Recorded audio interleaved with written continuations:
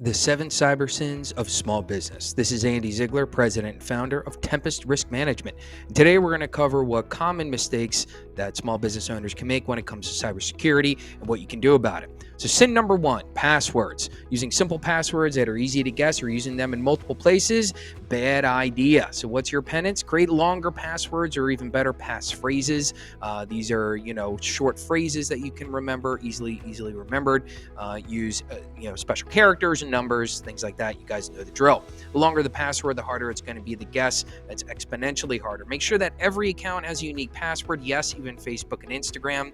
Now, for minor, websites or shopping sites that you may go to where you're only going to buy something every once in a while and all they really have is maybe your name, your email address, and your credit card number, sure, that's probably lower risk as far as using the same password in multiple places, but still any place that has important information or critical data, make sure you're going to want to use a separate, different, complex password. And there are password vaults that are out there. There's lots of different options. Go ahead and you can just Google, password vaults and things like that, where you can save all your passwords. Makes things a little bit easier because I know how much of a pain in the butt it can be. All right, our second sin is going to be multi-factor authentication or failure to use multi-factor authentication more specifically. So there's no excuse for not using SMS codes, email codes, PIN numbers, security questions, or biometrics like Face ID for sensitive information, especially biometrics because it's automatic. You don't have to do anything other than look at the screen or stick your finger on the, on your phone in order to read your fingerprint. So turn it on. It's free. Your penance, enable multi-factor authentication wherever you can. Email, social media, bank accounts, anything related to legal, government, medical, or financial. Make sure that multi-factor is turned on. And many providers, especially banks and financial institutions, actually now require or are required to offer multi-factor authentication, if not require their customers to actually enable and use it. So sin number three, public Wi-Fi. This is going to be if you think it's okay to go in McDonald's or Starbucks and go ahead and start working. It's basically like putting your credit card number on your hat and wearing it wherever you go. So basically, don't do it. Your penance. You have other choices instead of using public Wi-Fi. One option is to connect through the hotspot on your phone. With cellular networks the way they are today, 4G, 5G, there's very little that you can't do through your phone. I do it all the time.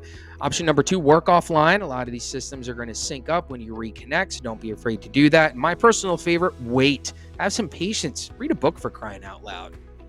Cyber sin number four, antivirus or not using antivirus. Would you just remove the front doors to your business with a sign that says "Rob me, please"? Because that's basically what you're doing when you don't enable antivirus. This is your first line of defense besides education, and there's really no excuse not to use antivirus. So it's an easy one. Make sure you have antivirus installed on every computer and keep it updated.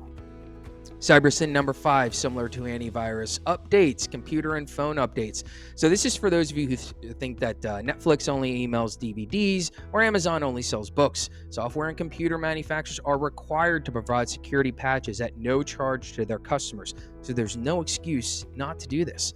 And what's your penance? Ensure that your phone, your computers, and any software that you have are patched regularly. If you have old programs on your computer that are no longer supported, I would highly recommend deleting those, removing those, and moving on to something else, or at least make sure that they're not connected to the internet in any way. You can enable auto updates for most of these. If you don't want to do that, at least set a monthly reminder on your calendar, block off time to review the available updates, and go ahead and run them.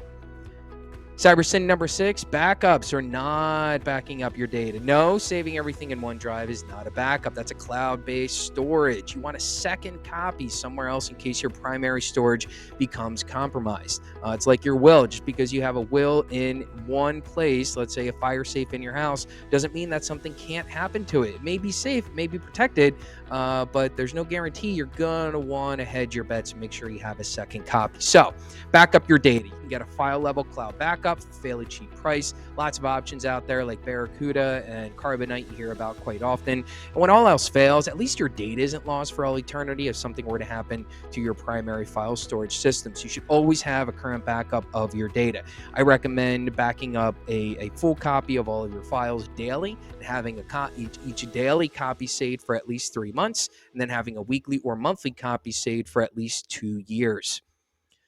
Finally, phishing or falling for the Nigerian prince. We really can't call them attacks any longer because they really aren't hurting anything unless you are fooled.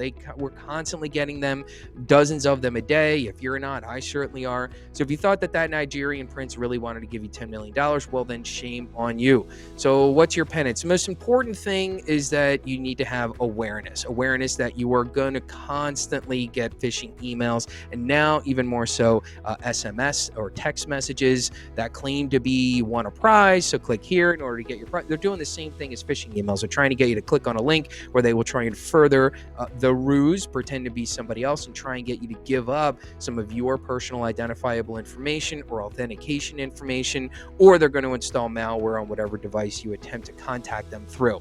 So don't fall for it.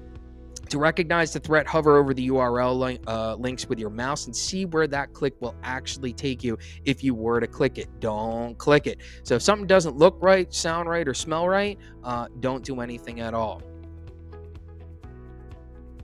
So that's it for our 7 cyber sins of small business. Avoid business damnation by these 7 deadly sins and revel in the heavenly joy of cybersecurity. I'm Andy Ziegler with Tempest Risk Management. You can follow us for more information on the Tempest Risk Management channel on YouTube, or email me at andy@tempestrisk.com if you ever have any questions or want to know more about cybersecurity for small business.